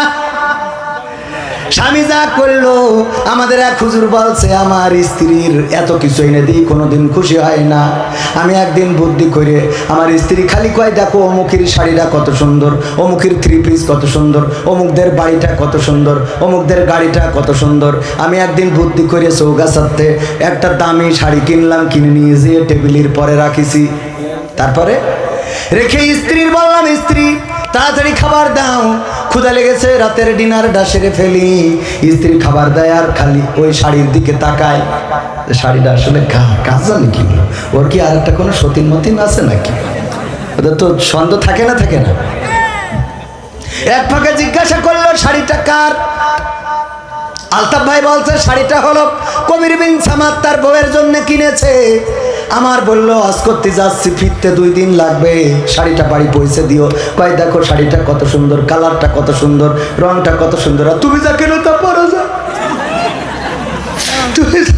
আমার আব্বা যা কি দেখে নিয়ে দিল, আমার সারা জীবনটা চলতে চলতে গেল, ও সারা জীবন চলতে চলতে গেল। আমার আব্বা এমন একজন দেখে বিয়ে দিয়েছে যার চোখ না যেন 2টা মারবেল, চোখে কিছু দেখে না। কি শাড়ি তুমি কেন? বলছে স্ত্রী যদি তোমার পছন্দ হয় তুমি এটা নাও। বলছে নীলি কবির বিন সামাদ রাগ করবে না? বলছে সে তো আমাদের বক্তা, আমরা টাকা না দিলেও কি করবে, এই জন্য সমস্যা নাই, তুমি এটা নিতে পারো, নাও। স্ত্রী নিয়ে খুব খুশি। আলতাফ ভাই রাত্রে শোয়ার সময় চিন্তা করলো যদি এই রাতে মালাকুল মাউত উঠাই নিয়ে চলে যায় তাইলে মনের কথাটা বলা হবে না। স্ত্রীরে বলতেছে স্ত্রী বেগম সাহেবা শাড়িটা কি তোমার পছন্দ হয়েছে নাকি? হ্যাঁ খুব পছন্দ হয়েছে, কালার ভালো, রং ভালো, সুতো ভালো, সব ভালো লেগেছে। সত্যি কি পছন্দ হয়েছে? হ্যাঁ সত্যিই পছন্দ হয়েছে। এত সুন্দর শাড়ি জীবনে পরি নাই, এত সুন্দর রং চং, এত সুন্দর মিহি সুতা, এত সুন্দর পা, আমার পছন্দ হবে না কেন? বলতেছে দেখো দেখো রে, এই সুন্দর শাড়িটা কিন্তু আমি নিজে চয়েস করে তোমার জন্য কিনেছি। বলছে সত্যি তুমি কিনেছ? হ্যাঁ আমি কিনেছি। বলছে তাহলে এর রং থাকবে না, তাহলে এর রং থাকবে না, এই গেছে সব অর্জন শেষ। কি এরা না শুকুরি করে? কি শুকুরি করে? যতই তুই করে আগায় না, ওর চোখে অন্যটা ভাল লাগে। ওই শাহরুখ খান দেখো কত সুন্দর করে রানী মুখার্জির নিয়ে তাকে নাকে চিন্তা করে রে, তোমার তো কোনো যোগ, ও নাচতে পারে, মাঠে খাটতে খাটতে বল বিয়ারিং সব প্রাপ্ত হয়ে গেছে, ঠিক না বে? ঠিক মোবিলি কাজ করে না ঠিক মতো, ও তুই নাচাবি কি করে শাহরুখ খানের মতো, ঠিক না বে? ঠিক আছে না নাই? ভাইয়েরা আমার, এই নাশুকুরি করা নারীরা যাবে কোথায়? অথচ এই স্বামী কত কষ্ট করে, দেখেন কোন স্বামী নিজে ছেঁড়া কাপড় পরে কিন্তু স্ত্রীকে ছেঁড়া কাপড় পরাতে চায়, নিজে ছেঁড়া জুতা পরে কিন্তু স্ত্রীকে নতুন জুতা কিনে দিতে চায়, নিজে ছেঁড়া জামাটা পরে কিন্তু স্ত্রীকে দামি জামাটা কিনে দিতে চায়। কোন স্বামী চায় না তার স্ত্রী খারাপ জামা জুতা পরুক, কোন স্বামী চায় না তার স্ত্রী অপমানিত হোক, কোনো স্বামী চায় না তার স্ত্রী কোনো গালমন্দ শুনুক। দেখবেন অনেক স্বামী আছে অভাবের তাড়নায় দিন যায় রাত যায়, কত কষ্টে দিন কেটে যায়, কিন্তু স্ত্রীকে কর্মসংস্থানের জন্য পাঠায় না, স্ত্রীকে কর্ম করতে দেয় না, নিজে পরিশ্রম করে কষ্ট করে, রিক্সা চালায়, গার্মেন্টসে কাজ করে, দিনের পরে দিন রাতের পরে রাত, মাসের পরে মাস, বছরের পরে বছর, কিন্তু স্ত্রীকে ভালো রাখে, স্ত্রীকে রানী বানায় রাখে। আর এই স্ত্রী ওই স্বামীর কদর বোঝে না রে, ও টিকটকে আবার আর একজনের সাথে লাইন মারে রে। ও বাবা বাবা বাবা, মিলে গেছে, ওয়াজ লাইন পয়েন্টে পড়েছে। ওগো আমার মা বোনেরা, এমন করা যাবে না। আল্লাহর নবীর স্ত্রীরা এটা করেন নাই। আল্লাহর নবী আইয়ুব আলাইহিস সালামের স্ত্রী রহিমা সবাই ছেড়ে চলে গেল, সন্তান মারা গেল, সম্পদ ধ্বংস হয়ে গেল, কাজের মানুষগুলো চলে গেল, কিন্তু রহিমা আইয়ুব আলাইহিস সালামের রাস্তা ছাড়েন নাই। আইয়ুব আলাইহিস সালামের চুল দিয়ে পা মুছিয়ে দিতেন, আর এর বিনিময়ে রহিমা অর্জন করে নিয়েছেন কি? আমার আব্বা বলতো এই ওয়াজ একবার করার পরে বিপদে পড়ে গেছে, ওয়াজ করে বাড়ি ফিরতেছে, মহিলারা ডাক দিয়ে বলে হুজুর শোনেন, গতকাল যে ওয়াজ করলেন রহিমা আলাইহিস সালাম চুল দিয়ে পা মুছাই দিলে জান্নাত পাওয়া যাবে, স্বামীর চুল দিয়ে পা মুছাই দিবা, এই ওয়াজ আমল করে শুইছিলাম গতকাল রাত্রে। ওরে বাবা, সে যন্ত্রণার কথা কি বলবো। কিসের যন্ত্রণা? দুর্গন্ধ। চুল দিয়ে পা মুছাই শোয়ার পরে ঘরে গন্ধ, কের গন্ধ? গুড় গন্ধ, পায়খানার গন্ধ। এত গন্ধ কোথা থেকে আসে খুঁজে পাইনে। লম্প জ্বালালাম খুঁজে পেলাম না, হেরিকেন ধরালাম তাও পেলাম না, খুঁজতে এক সময় আমার স্বামী আমার চুল টেনে নাকের কাছে নিয়ে দেখে চুল থেকে গন্ধ। স্বামী জিজ্ঞাসা করলো, তোমার চুল থেকে কেন এই পায়খানার গন্ধ, কোন কারণে? বললাম তা তো জানি না, হুজুর ওয়াজ করেছে যদি স্বামীর চুল দিয়ে পা মুছাই দিতে পারো তাইলে জান্নাত পাওয়া যাবে। রহিমা আলাইহিস সালাম আইয়ুব আলাইহিস সালামের চুল দিয়ে পা মুছাই জান্নাত পেয়েছে। আমি চিন্তা করলাম ওয়াজটা আমল করে শুই, আমি তাই তোমার চুল দিয়ে পা মুছাই তারপরে শুইছিলাম। ও জাত গেল বলো এ কোন আজব কারখানা, ও জাত গেল বলো। ওরে সত্য কাজে কেউ নয় রাজি, সত্য কাজে কেউ নয় রাজি, সবই দেখি তা না না না। ও জাত গেল বলো। কেন জাত গেল?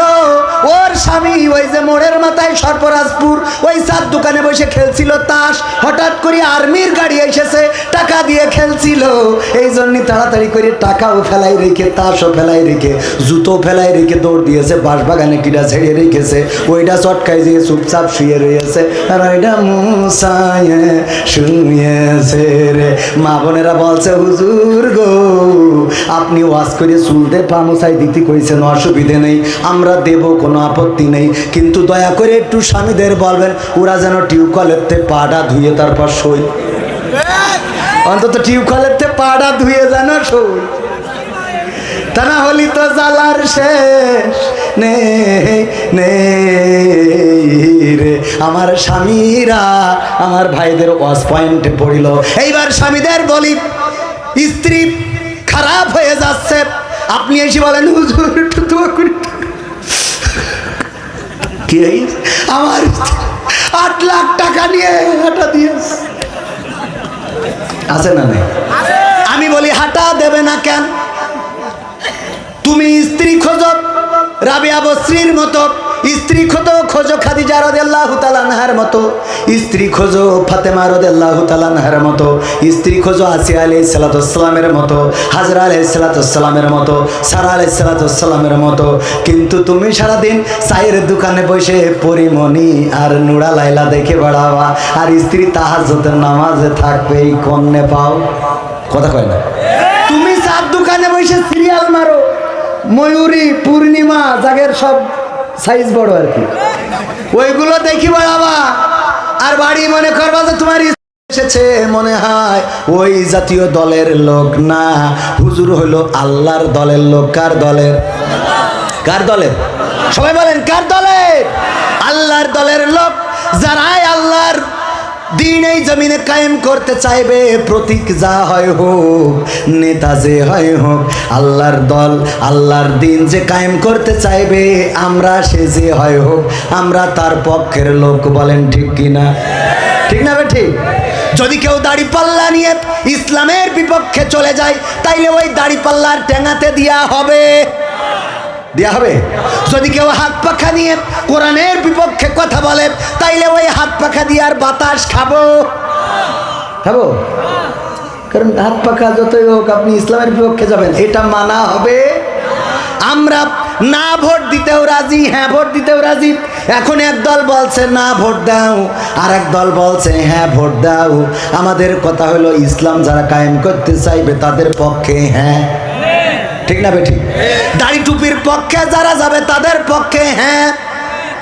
এই জমিনে দুর্নীতি যারা মুক্ত করতে চাইবে তাদের পক্ষে, সবাই বলেন তাদের পক্ষে।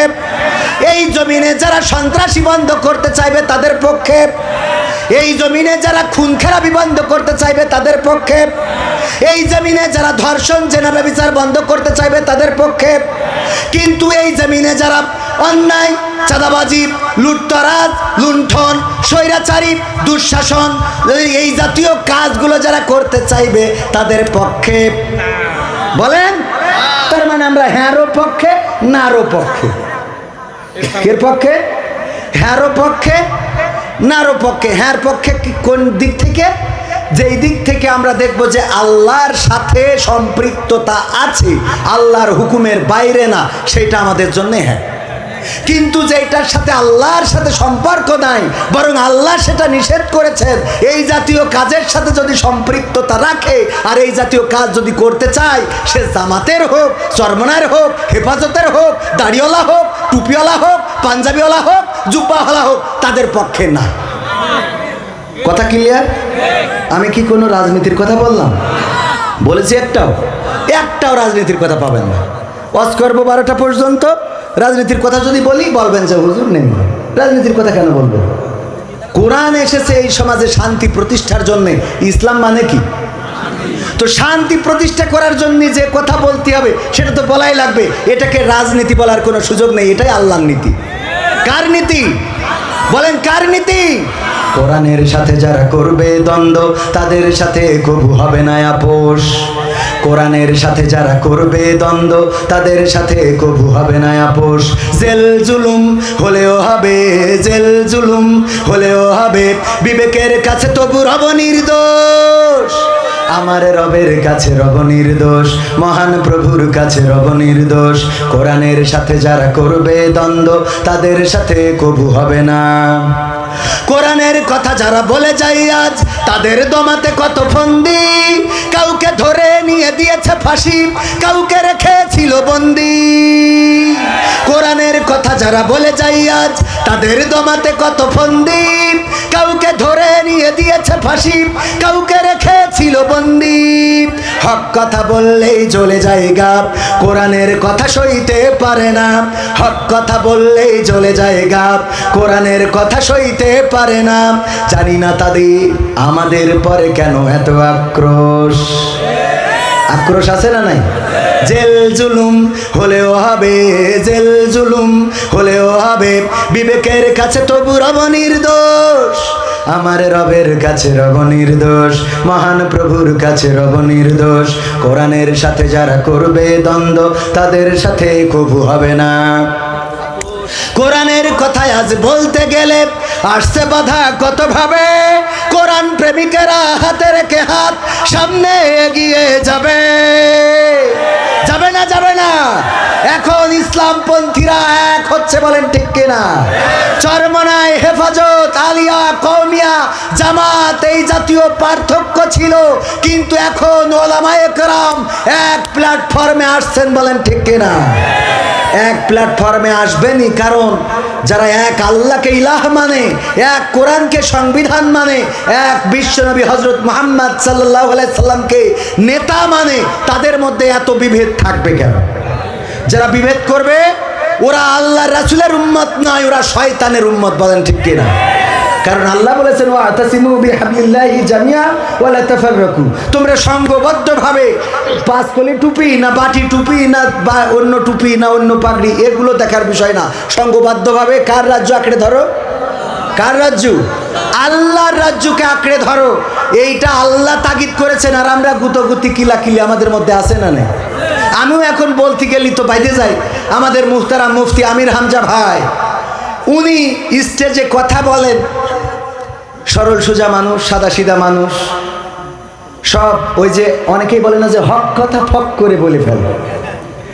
উনার সমস্যাটা হলো যে উনার যে ওজন, এই ওজনটা উনি কোনো সময় নিজের মধ্যে এটাকে বাস্তবায়ন বা কায়েম করতে চান না।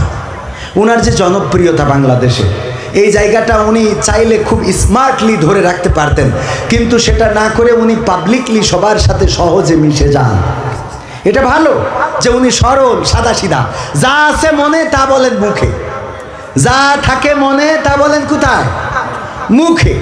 এই জন্যে হুটহাট করে এমন কিছু বলে ফেলেন যে কথাটা নিয়ে মানুষ ট্রল করা শুরু করে দেয়। সাংবাদিক বলেছেন নবী সাল্লাল্লাহু আলাইহি সাল্লামকে, একেবারে মিডিয়া থেকে শুরু করে বাংলাদেশের বক্তা ওলামায়ে কেরাম কাফের পর্যন্ত বানিয়ে দিয়েছে না, দেয় না? আপনি কাফের বললেন, কাফের তো অস্বীকারী, উনি তো অস্বীকার করেন নাই, করেছেন? স্লিপ অফ টাং হয়ে থাকতে পারে, ভুল করে ফেলেছেন, একটু ভুল হয়তো হয়ে গিয়েছে, আপনি সেটাকে কেন্দ্র করে কাফের কেন বলবেন?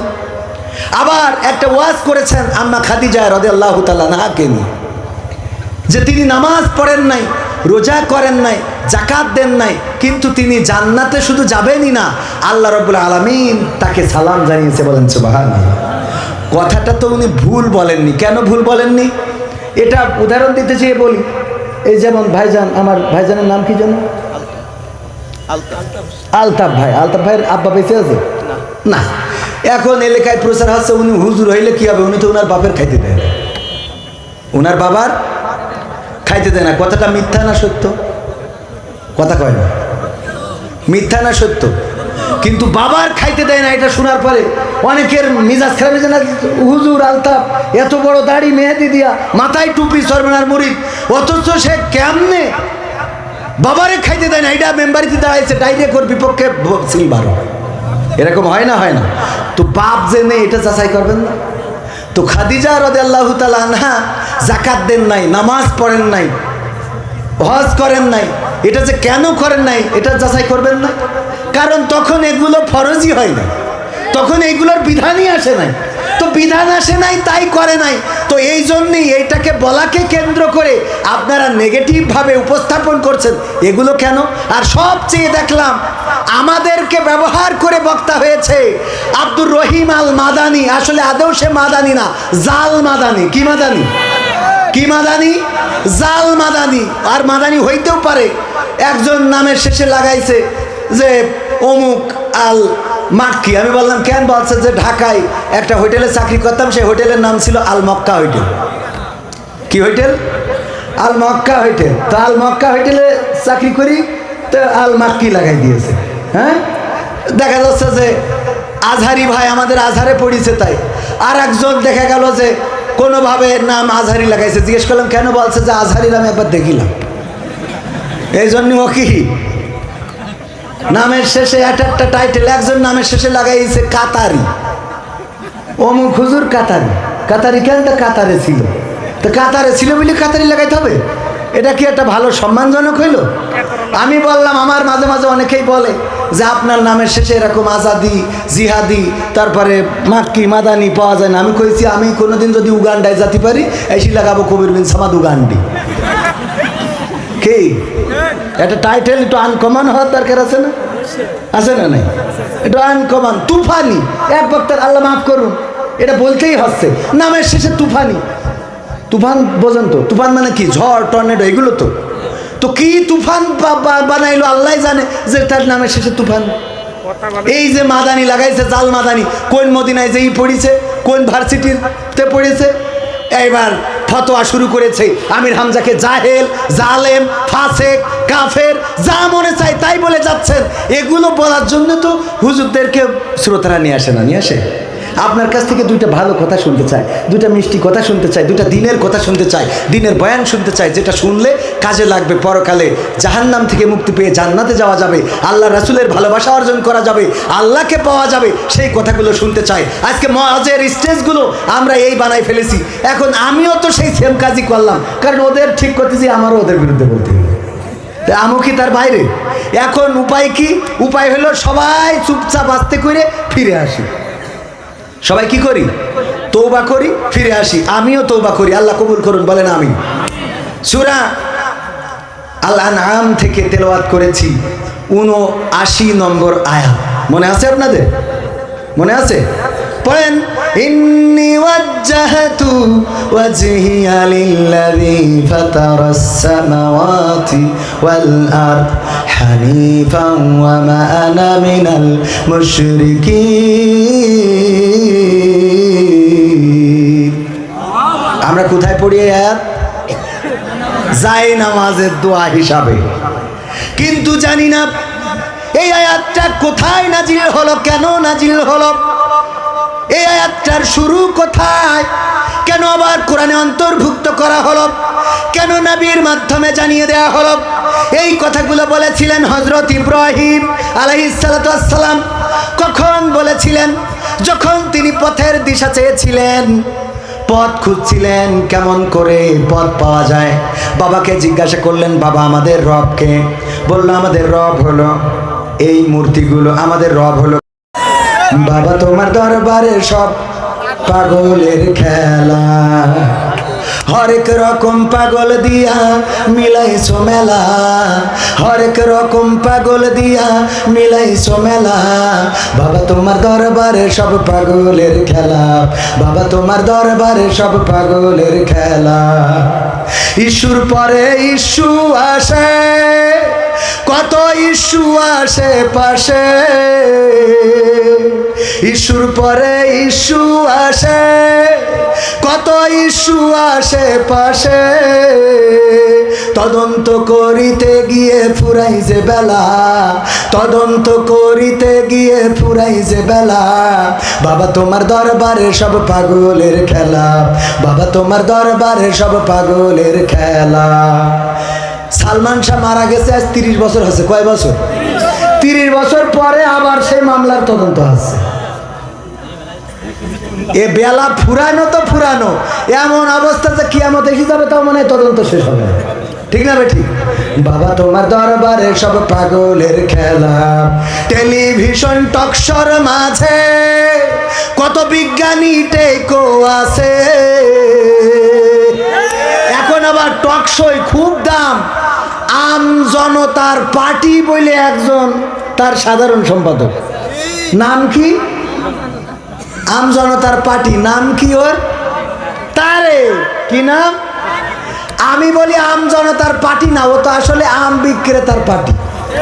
ও আম বেচে, জানেন কি না? জানেন আপনারা?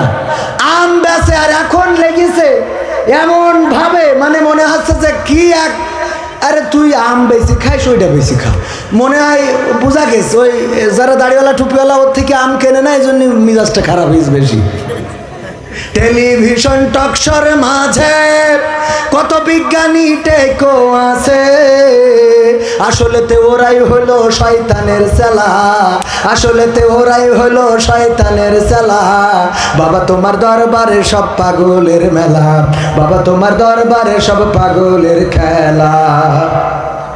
আলেম ওলামা দেখলে কেহ জলে, ওদের জলে কতক লোকের দেহ।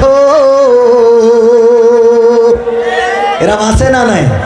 আলেম ওলামা ওই যে রাজশাহী, জাকসু, চাকসু, ডাকসু, রাকসু, এইসব জায়গায় প্রধানশীল নারীরা যখন বুরকা পরি শপথ নিচ্ছে, তখন কিছু লোকে জ্বলতেছে।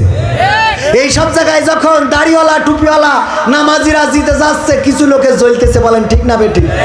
যখন ঢাকা বিশ্ববিদ্যালয়ে মাদক সেবন যারা করে, গান জুটে, ভব ঘুরে, এদেরকে প্রবেশ নিষিদ্ধ করেছে, দোকানগুলো উচ্ছেদ করেছে, ক্লিন করতে চেয়েছে ঢাকা বিশ্ববিদ্যালয়, তখন কিছু কিছু লোকের চেতনা জেগে উঠেছে।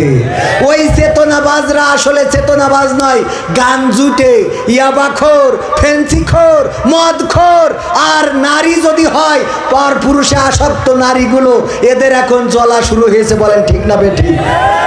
আলেম ওলামা দেখলে কেহ জলে কতক লোকের দেহ, বুঝবে ওরা বেলা যখন হবে অবেলা, বুঝবে ওরা বেলা যখন হবে অবেলা। বেলা অবেলা হওয়া বোঝেন তো? এই গানের মেলা ব্যাখ্যা, মানে মরি যাওয়ার পরে লাগে কার কথা কয় না? হুজুর হুজুর জানাজারা পড়া, কারণ ও তো জানা যায় যে তাকবীর থাকে, এটাই তো জানে না। হাত বাঁধতে তাও উপরের হাত নিচেই দেয়, হ্যাঁ, আর নিচের হাত উপরে, এরম আছে না নাই? আবার বলে আগামীকাল সকাল 8টার সময় ঈদুল আজহার জানাজার নামাজ হবে। ঈদুল আজহার কেন নামাজ হবে? জানাজার নামাজ হবে, মানে জানেও না যে কেন নামাজ কোন নামাজ। আমার মাঝে মাঝে মনে হয় যে তোরা এই দুনিয়ায় থাকা, আমি চলে যাই, এ তোরা দেখে রাখ, আমার এখানে থাকা হবে না, সহ্যের বাইরে চলে যায়। এই আছে না নাই?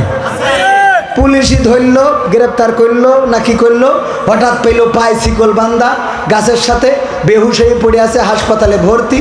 তারপরে কি ইস্কন থেকে সে বিপদে পড়েছে, এইগুলো মিডিয়ায় আসলো। হঠাৎ করে দেখি পরের দিন খবর উল্টে গেছে, বছর নিজেই মনে চাইছে তাই গেছে, মনে চাইছে তাই শিকল কিনেছে, মনে চাইছে তাই পায়ে বেঁধে, মনে চাইছে তাই শুয়েছিল বেহুশ হয়ে, ওর মনে চাইছে তাই বেহুশ হয়ে গেছে। এ সহ্য না করি পারবেন কি করে? এগুলো ঘটছে না ঘটছে না, মানে কনে কি হচ্ছে, কি আমাদের সামনে কি আসছে বুঝে পারাই কষ্ট। আল্লাহ জানে এই থেকে কবে পরিত্রাণ পাবো। তারপরে দেখি কি বল। ও আমি বলেছি যে বুঝবে ওরা বেলা যখন হবে বেলা। আজকের একটা বাস্তব ঘটনা বলি, যদিও এই ঘটনাটা তাদের সামনে পড়ে যেতেই পারে। মালয়েশিয়ায় একজন মারা গেল, আমার গ্রামের, নাম বলবো না। মারা যাওয়ার পরে এই লাশটার কাছে যাবে, করোনাকালীন সময় এই লাশটার কাছে অবৈধ মানুষেরা তো যাইতে পারে না, অবৈধ যাদের পারমিট নাই, যারা ওখানে কাজ করতো ম্যাক্সিমামই পারমিট নাই, সব পালাই গেছে। আমি সেখানে গেলাম, যেয়ে সেই লাশটারে আমি নিজে পুলিশ ডেকে নিয়ে এই লাশটারে নিয়ে গেলাম থানায়, তারপরে হাসপাতালে ডিপ ফ্রিজে, তারপরে তার টিকিটের ব্যবস্থা করে লাশটা দেশে পাঠালাম। তার ছেলে আবার পরবর্তীতে মালয়েশিয়ায় গেছে, যে বিদেশ থেকে ছুটিতে এসেছে, এসে আজকে তার গায়ে হলুদ, কালকে তার বিয়ে। আলহামদুলিল্লাহ আমার দাওয়াত দিয়েছে, আবার মনে করেন না যে দাওয়াত দেয়নি বলে হুজুর রাগ করি বলছে। আমার দাওয়াতও দিয়েছে বরযাত্রীর, এমনকি আমি আজকে এখানে আসার আগে সেই বাড়ি থেকে 1 প্লেট ওই যে গায়ে হলুদের ক্ষীর রান্না পর্যন্ত বাড়ি পৌঁছে দিয়েছে, 1 চামচ খেয়েও আইছি। কিন্তু এই কথা কেন বলছি? যার বাবার লাশ আসলো মালয়েশিয়া থেকে, আজকে তার গায়ে হলুদ, কালকে তার বিয়ে, অন্তত মনে করা উচিত ছিল মালয়েশিয়া থেকে আসলাম, আমার বাবার তো লাশটা এসেছিল, আজকে এই বিয়ের দিনটা একটু আল্লাহর স্মরণ করি, একটু হুজুরদের ডেকে নিয়ে আসি, একটা দোয়া মাহফিল করি বা একটু দোয়া করি, অথবা বাবার কবরটা জিয়ারত করি। ও বাবা, ডিজে ভাড়া করে এনে বাড়ি দিচ্ছে, তো আমার পালঙ্গ কাটতেছে। দে বাড়ি বলছে, দে বাড়ি কুপান দেখছে। আমি মনে হয় এখনো যেই সুন্দর আসলে আজান হচ্ছে, তা বন্ধ করার মধ্যে নেই। আমি চিন্তা করলাম যে এই বকা দেবো কি করে, আমারও দাওয়াত করি, ঠিক আছে বেকায়দা না, আমারও দাওয়াত করিস, এখন যে এই বকি কি করে। এবার যখন ক্ষীর দিয়ে গেল, আমি মনে মনে করছি যাক ভাগ্য ভালো, আমি যাইনি, গেলিয়ে ক্ষীরটা দিতে না রে। ক্ষীর বোঝেন তো, এটার ক্ষীর বলে, আপনারা কি বলেন? ক্ষীর, যশোর চৌগাছা ক্ষীর। তো বাড়ি দেখছে, দে বাড়ি কুপা। আমার মনে বড্ড আশা, এই বাড়ি যদি আর কেউ মারা যায়, এইবার আর লাশ পাঠাবো না, বিদেশেও না, ওই দিন আমার টাকাতে আমি এই মাইকালাগের বলবো ডিজে নিয়ে আয়, দে কুপান বাজা, দরকার হলে একটা স্পিকার কবরের মধ্যে ঢুকাই দে, দিয়ে ব্লুটুথ দে বাজা। ঠিক না বে ঠিক? করার দরকার আছে না নাই? তোর বিয়ের দিন যদি ডিজে বাজে, তোর গায়ে হলুদের দিন যদি ডিজে বাজে, তোর নুনু কাটার দিন যদি ডিজে বাজে, তোর মরার দিনও ডিজে বাজে। ইমামের জায়গায় থাকবে স্পিকার আর বলবে দয়াল তোর লাইগা রে দয়াল। হ্যাঁ ঠিক আছে তো বাবা। আলহামদুলিল্লাহি রাব্বিল আলামিন। রব্বানা যালামনা আনফুসানা